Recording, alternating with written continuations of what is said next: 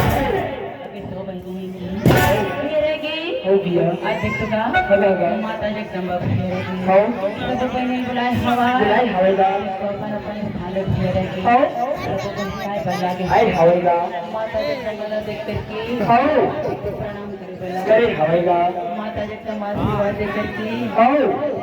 सब बहिणी ने बोले बला काय बोला हवेगा खास कर देख तो काली बहिणी ने बोले बला काय बोला काली बहिणी तो ध्यान दे मेरा भी सब गाना मला संहार करने जाबो आता अपन खड़ा खपर सबके खून लेते जाबे और पीते जाबे और हार रहे